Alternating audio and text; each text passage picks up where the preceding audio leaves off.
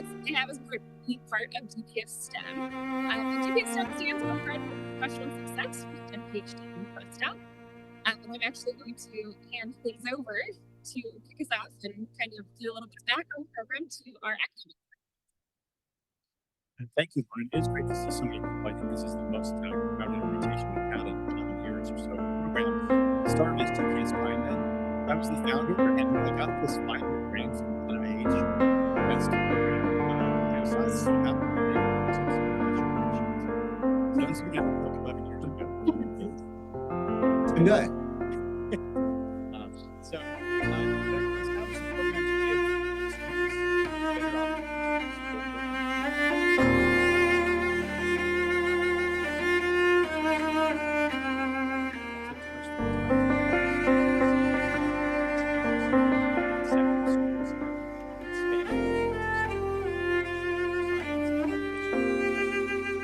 some programs to give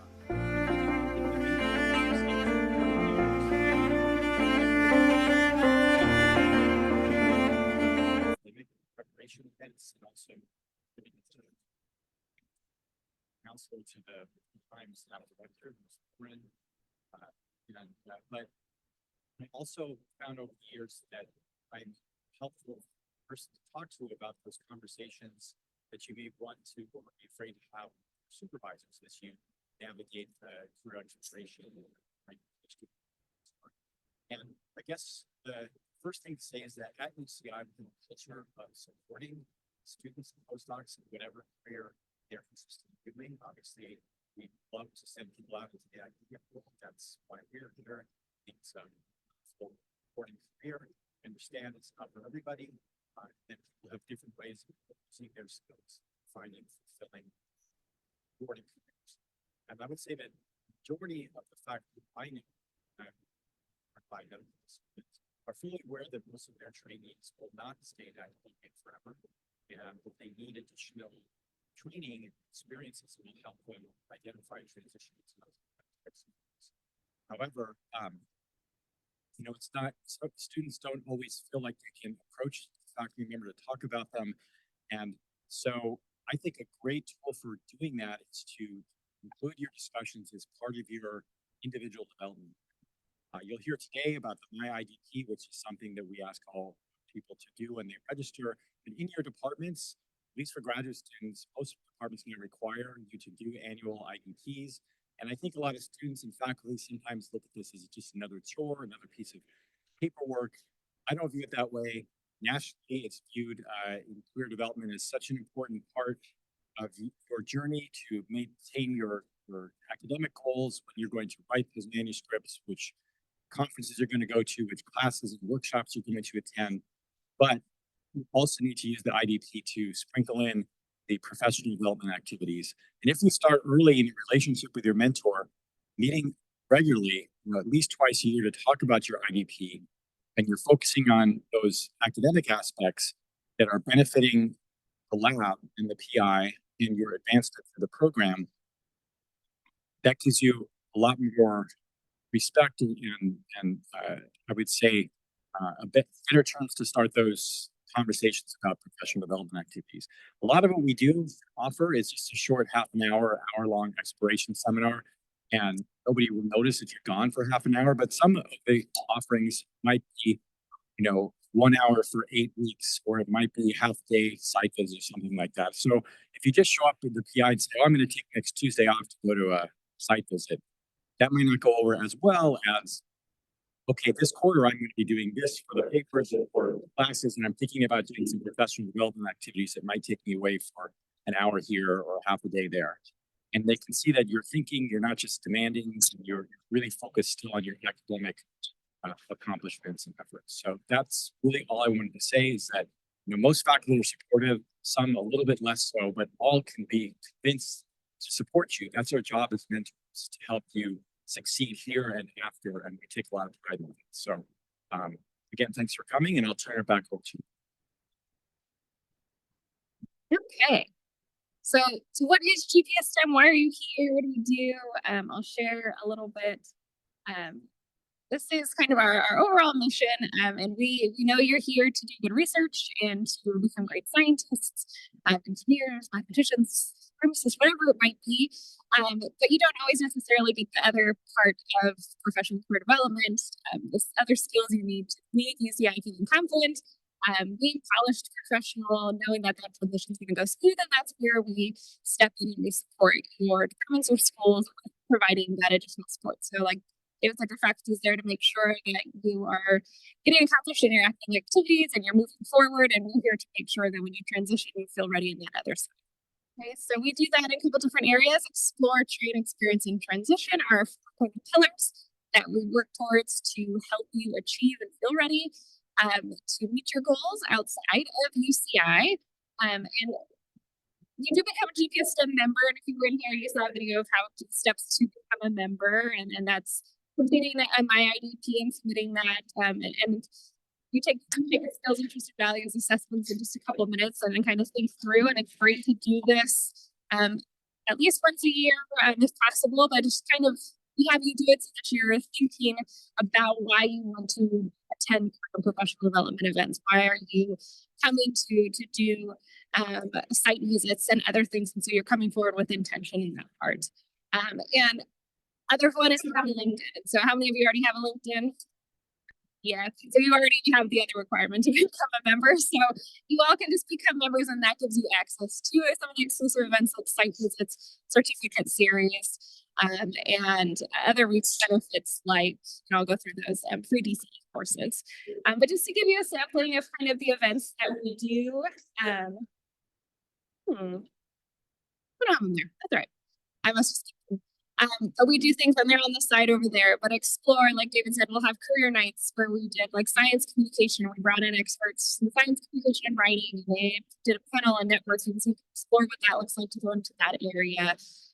We'll do life in a PhD. We have someone from Bosch and Bloom coming in who has experience in biotech and pharma. She's coming at the end of October to share what that journey is like. 20 years post PhD, what transitions did she take, and what opportunities are out there. We'll do things like train and improve on your skill development, like leadership, business. How do you work towards entrepreneurship and develop those types of skills? Even just managing procrastination, those types of skills that you need to learn. Experience, so we'll do site visits, experiential learning. We're working with a local company in Irvine to put together project-based internships for science communication, so you can do medical writing, and those would all be part of the benefits of just participating in GPS STEM, and then helping support that transition. So you all hopefully will be members, and then you have connections with each other. You can explore what you all are doing, and we have 10 years of history of alumni from the program that have gone in every which direction that you have access to, and bring them back for networking and for events as well. If you aren't sure if you're a member or if you want to become a member, you can scan the QR code there. But essentially, a lot of our events might be open to all doctoral postdocs in your school for some of the events, but other ones are going to be exclusive for membership. And again, that's free. You just have to do the IDP and LinkedIn. And you get free DCE classes like project management, regulatory, data science, marketing, and strategic planning. Lots of different ones you can there to expand and diversify your skill set from what you're getting in your courses for your program. Exclusive employer events, a lot of the times those are capped, very individual. So in summer, we did a local startup, and that was capped at 20. And so that went on to our members so that they could attend. Exclusive certificate series like science policy, effective mentorship, and then member-led initiatives, which are really cool. So we have quite a few of our training council members in the room, and GPS STEM, part of the membership base too, is that we try to be student-led in the sense that we want to do things that you all are interested in. So we want to hear from you. What types of events, what types of careers are you exploring? What do you feel like you need to close in terms of skill gaps in your professional career? And then we can help put on those events for you. We have something called the Science Scoop, and that's relaunching in fall. So that's an opportunity to write science for general audience. It's a student-led blog where you can build a portfolio if you want to go towards science communication. And you have that opportunity published to become a peer editor, a junior editor, a managing editor as part of that initiative. So there are lots of other benefits of becoming a GPS STEM member. But that's essentially what our program is. We're just here to support you within that career and professional development so you can explore. I'm sure some of you know maybe one or two pathways you can maybe take with the degree you're getting, but you don't know the other 20 that you could possibly move into. And so this will help you do that and take off some of that pressure that you feel as you're going through. Okay. So this is just our contact information. Like I said, I'm the program director. Kalani checked you in. She's our admin officer. You might hear from her. She's in the back waving. You have a familiar face. But let us know how we can help support you. There is another QR code on the back table over there if you do want to fill out a membership form or check to see if you're a member. You can just fill that out, give us your name and email, and we'll let you know if you're a member or what you still need to do to complete membership. But other than that, what I want to take our time today to do is also to share we are a great source for career and professional development, and we're specifically for the STEM schools for scientists. We gear everything for you all, but we have fantastic partners on campus that we work with, and I want you to know about them as well because you should be doing all the things that are available to you as students and postdocs to support that transition for career and professional development. So I want to bring up my colleagues. Is Jill here? Yeah. Okay. Karen, would you like to go first? So Karen works over at GPSRC. Anyone been to GPSRC? Yeah. Okay. All right. Karen, you got the audience. Hello, everyone. My name is Karen Freelander, and I'm the operations manager in the Graduate and Postdoctoral Scholar Resource Center. It is a really long name, so we like to call it the GPSRC. And you should have received an email last night called the GPSRC Weekly. Saw that amongst all the crazy emails you get from campus. Some nods. This is my plug to please open that email. You get a ton of them, but once a week, check on that email. I believe it says it comes from Graduate Division, but it's called GPSRC Weekly. And we post in there a number of different professional development, personal development, workshops, certificate programs, different fellowship opportunities, all things that we partner and collaborate on. So just give it a peek in there. I like to say that a lot of our programs are unique because then you get to mix and mingle with folks outside of your own programs. And so we also in Graduate Division run a program called Accelerate to Industry. And I see some familiar faces in the room that completed that program last year. And what's unique about that is you also get to mix and mingle with folks that are in non-STEM programs that are looking to go into industry positions as well. So it's a really unique opportunity, again, just to have a meeting of the minds and meet all you wonderful folks that are in programs across UCI. My show of hand, are there postdocs in the room or mostly grad students here? Any postdocs? Okay, a few. So my partner in crime, Dr. Kaylee Anderson Natali wasn't able to make it today, so she gave me a few things to shout out for postdocs. So there's Post-Oktoberfest that is coming October 8th. There's going to be a donut breakfast, 9:30 to 11 in the GPSRC. There's a Postdoc Association meeting on Friday at 12, so check your email and you're encouraged to attend that. And then for postdocs specifically, you can meet with Kaylee one-on-one for advising for fellowships, but also career application materials. She'll hear from the Division of Career Pathways, which is specifically for just grad students, but postdocs are able to use Kaylee and our services at the GPSRC. We have bagel breakfast tomorrow, 10 to 11, so please come over. My favorite color is green. And I hope to see you at GPS STEM programs and all of the other programs that we have here at UCI. Welcome to UCI and congratulations to those that are continuing on the journey and that are close to finishing up. And now I'm going to pass it to Jill. Karen. Jill Wells.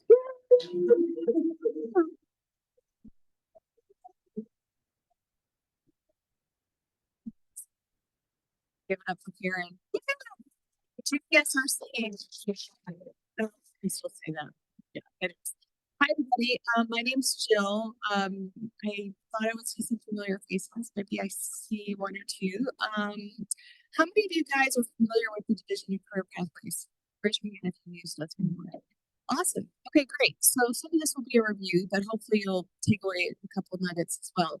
I am advisor for graduate education at the Division of Career Pathways, and that is the department at UCI where you can go for any career related needs, regardless of whether you are just starting out your graduate program or you're graduating and you want to get a job or you're thinking about internships, or you're not sure about whether you should go to academia or industry. You can count on us to kind of go with you along that journey and support you with whatever resources we have. So I don't know if you guys were at the orientation table yesterday, but my colleague Max, who is a graduate peer advisor, he was there with wheels spinning. I heard it was really popular. I gave little candy and some stuff. He is kind of my partner in crime. He also is does advising, and Max and I take 45-minute appointments Monday to Friday.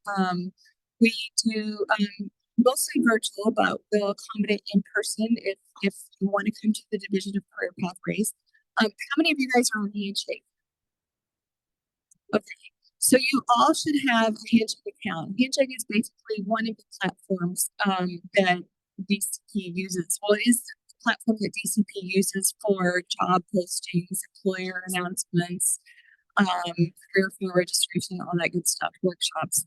There's also 1220, which is for grad students. Hopefully you'll join both because you can make appointments with me and Max in Handshake.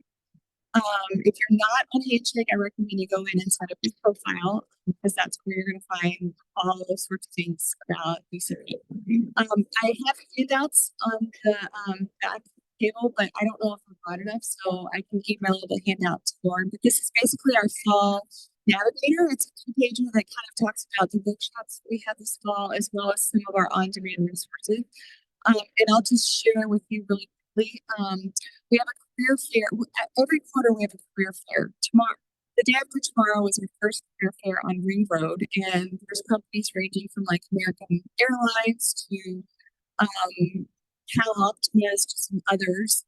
We have a STEM fair on October 17th. It's probably more relevant to you guys. And there's going to be lots of employers looking for grad students for internships as well as full-time positions.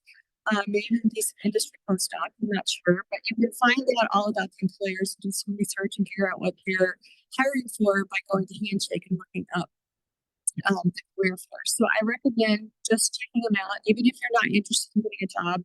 It's good just to know what's there. It's good to introduce yourself, and it's good public speaking practice for you if you're not networking and doing that already. So we also have workshops on a regular basis. As Kara mentioned, A2I, Accelerate to Industry. I'm doing a couple of their workshops in them, which will be great. And the first, you already talked about the foundations. Okay, well, I won't spill the beans, but there's a great career series coming up, and maybe some of you all have registered for it. It's called Career Foundation Series, and that's this fall as well. And then, so beyond the professoriate, are any of you guys familiar with that? Yeah, okay, great. Beyond the professoriate, for those of you who don't know what it is, it's an online training platform for graduate students, postdocs, even some professors use it, and it's to help you make the transition from your studies to either academia or industry. The thing that's so great about it is that there is a lot of on-demand content, but there are also live webinars. There are self-inventories and assessments that you could take to figure out where you are, where you want to go, which I think is really important if you haven't done that. There's also a lot of different types of workshops. So everything from how to manage your overwhelm during this academic year to how to network when you don't have a network. Plus, there are some great interviews with advanced degree professionals across all industries.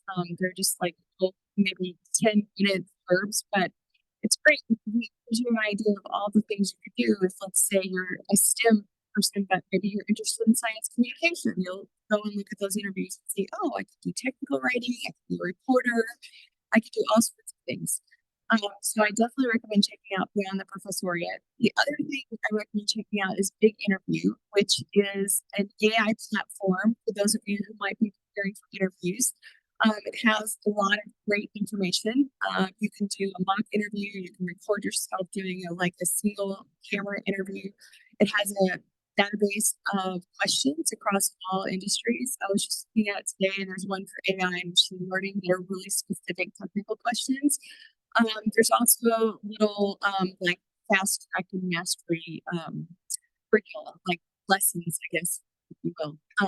So I recommend checking that out. You can also get to that from our website, career.uci.edu. Imagine PhD is really not STEM focused, but you can link to it from our website, and there are some really good resources there. It's for the arts and sciences, but they do have great assessments on values, interests, and skills, and they also have 15 different job families with all sorts of great resources, ranging from professional associations you can join to job simulations to sample cover letters, resume, and all that good stuff. So it might be useful. I forgot. Do you guys have any questions? Make use of Jill. These are fantastic resources. You don't have much time to just get 45 minutes to sit down with a career expert and review documents, talk about your planning. And so really use her and Max. Fantastic resource. Yeah, I wish Max was here, but he's amazing. And we also post our open slots on Thursday afternoons, Thursday evenings. So if you go on to Handshake and you don't see an appointment, you can go back on Thursday night or Friday morning and you should see more availability. If you can't find an appointment, you can always email me and we can figure something out. Thank you, Jill. If one more great resource to share with you, since you have dedicated an hour to career professional development, I want you to be sure you have all the resources. So my post over now.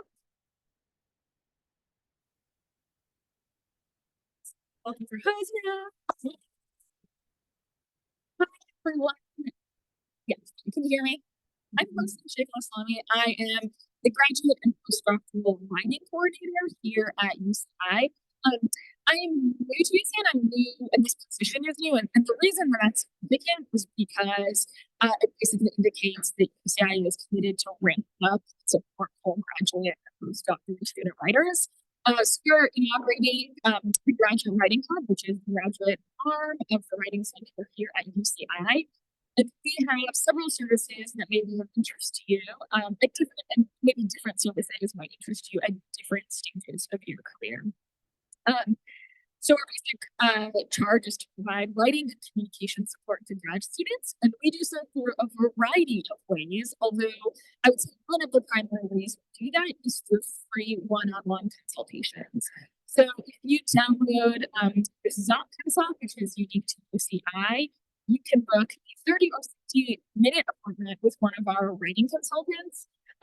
Which are trained to provide feedback and engage in dialogue about your writing review.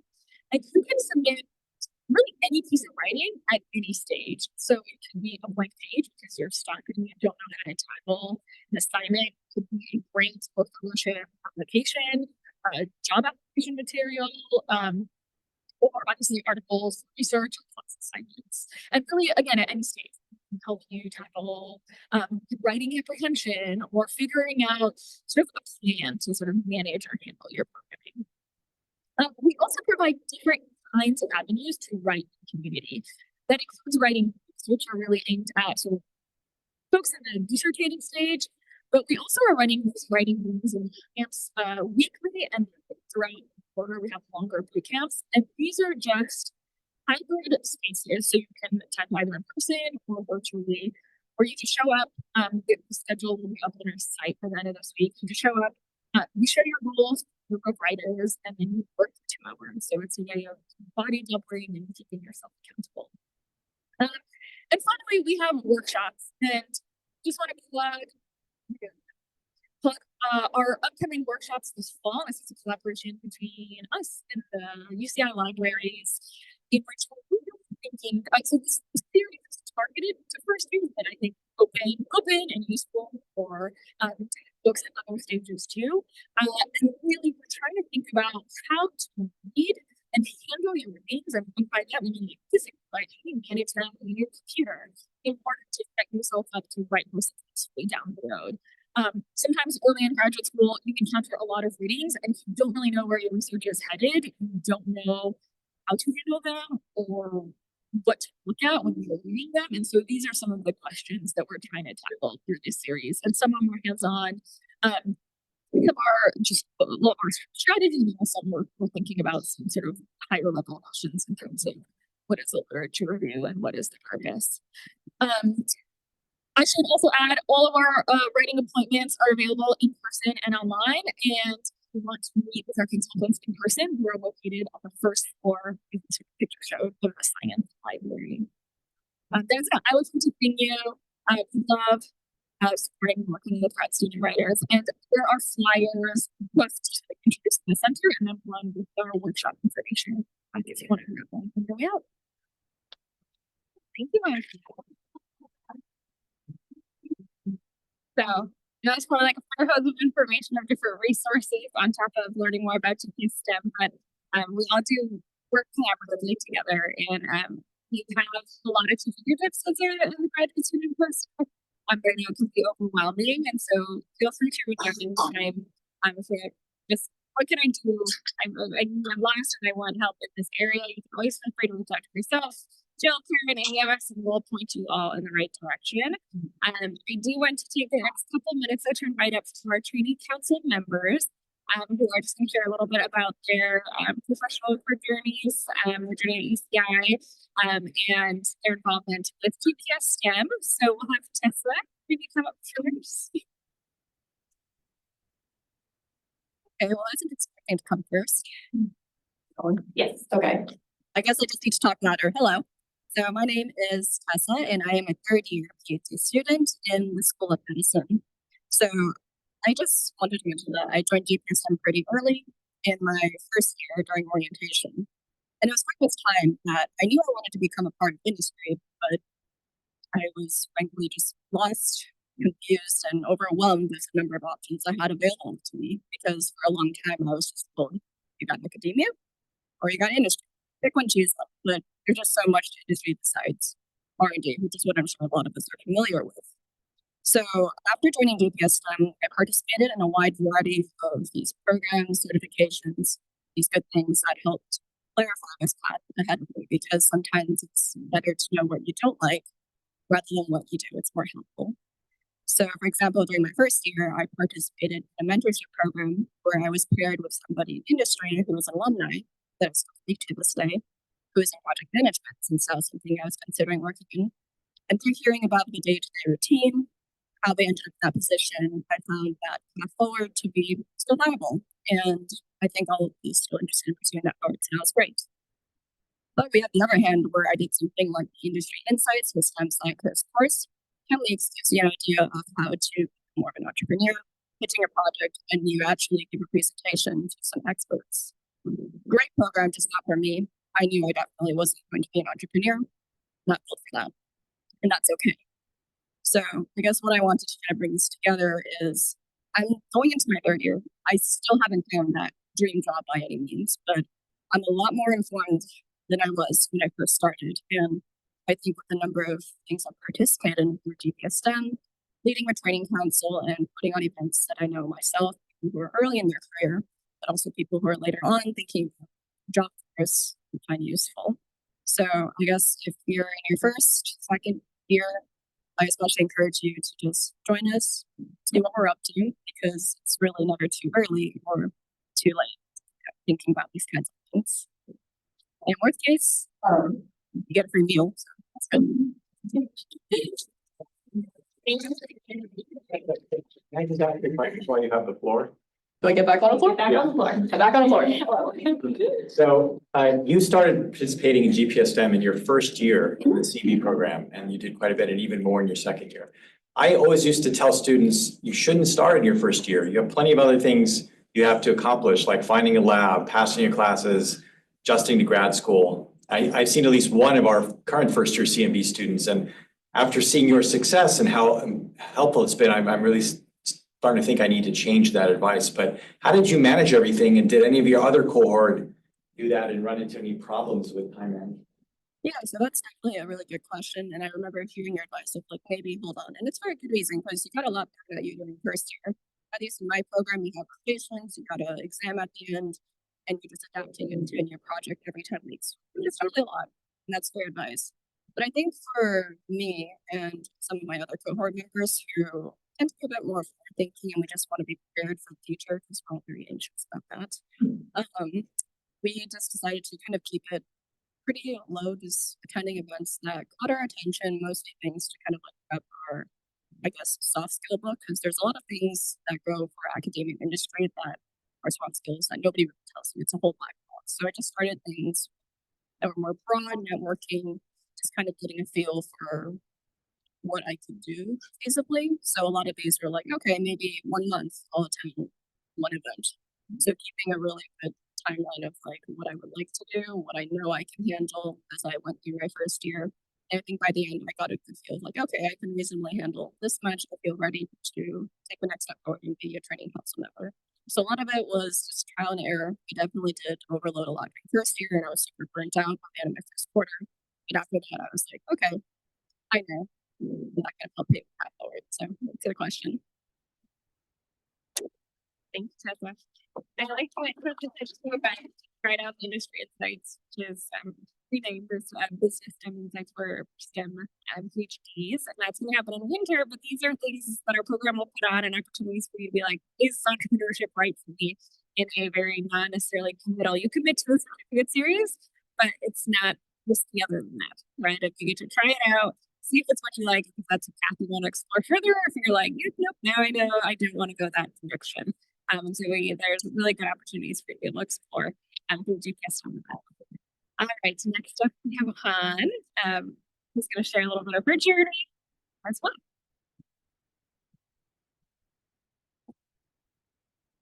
Yeah. Hello, everyone.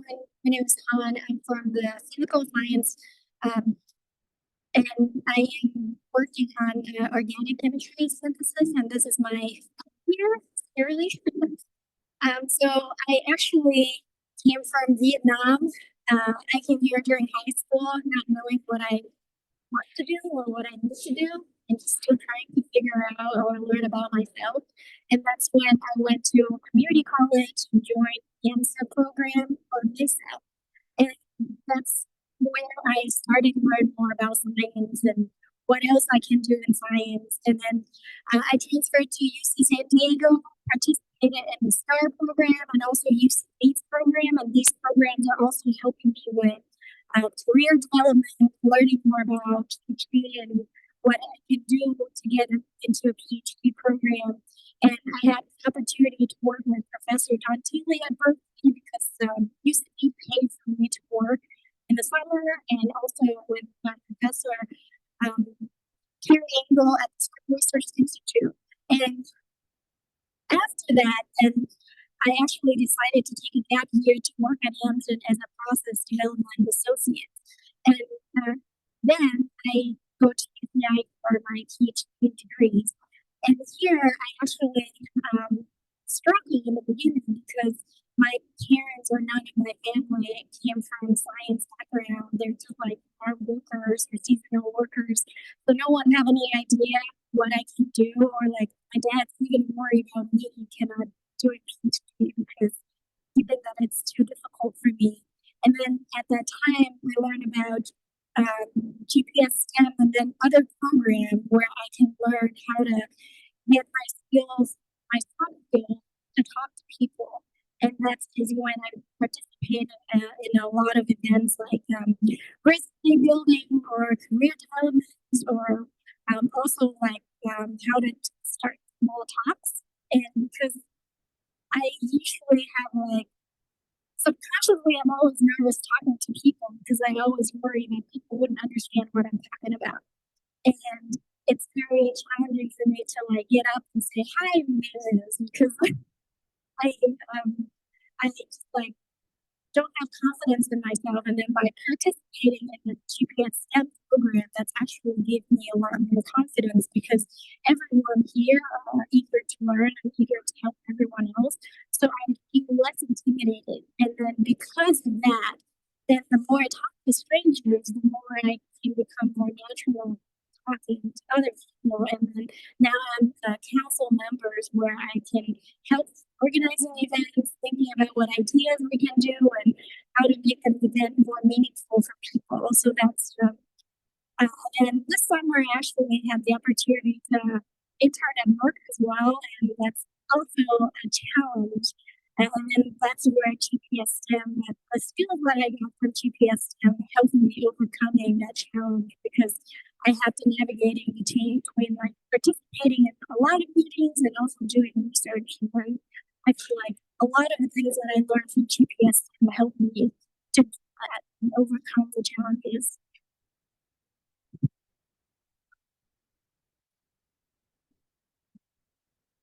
And brought up people and that directly. But how does one participate in a panel about having internships during your PhD time? And so that's happening in October, and there's a sign, a flyer back there to register for that.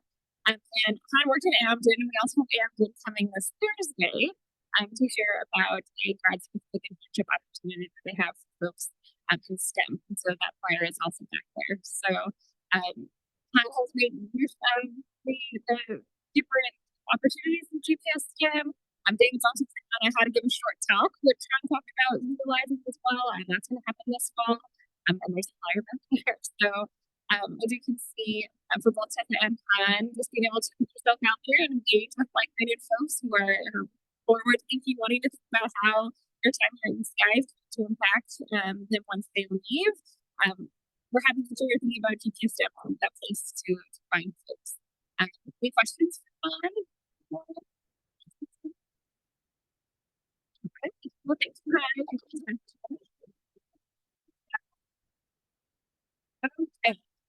So we just have a few more minutes, and one thing that I want to share is about the science group, which I mentioned earlier. And we have our managing editor who is not here. It's terrible. Don't have it downloaded. But there we go. This is our science group. They're writing interviews for STEM PhDs and postdocs, and we can share advice. So like if you did do an internship or you started GPS STEM in your first year, what would you not like to manage that? They are actively recruiting, and Tessa is our junior editor for the science group. They're actually recruiting for writers. So either just want to write a one-off piece, we have someone who's did an internship is going to write about what it was like to do an internship during the fall term out across the country. Or if you were like, I really want to interview someone and want to write about it, about what they do in their career journey, you can do that. Or they're also recruiting for peer editors. So if you want to really engage in science communication, build up your portfolio, have it on your CV that you're a peer editor and you're reviewing articles and working in that teaching space, have a peer editor and will be putting on professional development events to increase your skills in that area as well. So if you're interested in learning more about the science group, you can use that QR code and we will reach out and share more of how to get involved. Okay. The last thing I want to share, I had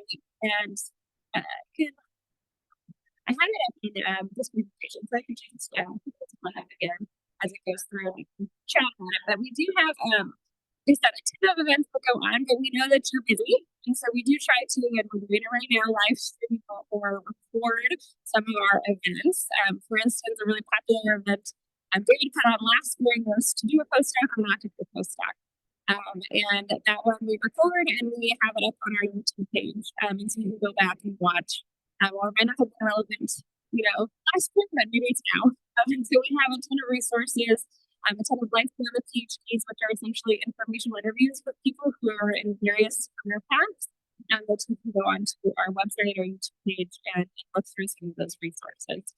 And so here's more about the things. as we're talking about it. But that's essentially all we have planned for today. David, is there anything else that you want to share out with folks? I think so. Okay, who is already a member? You've already signed up to be a TPS step member. There yet? Okay, a few of you. Great. If you want to learn more or get involved, feel free to scan the QR code, let us know, and we can get you on our newsletter and share out events. And kind of like Tessa said, it's a la carte. You can choose the things you want to participate in when they're going to be most meaningful to you, and reach out to us if you have any questions. Okay. Well, thanks for joining. Feel free to hang out, grab flyers, any more food, feel free to grab them. But thanks for coming.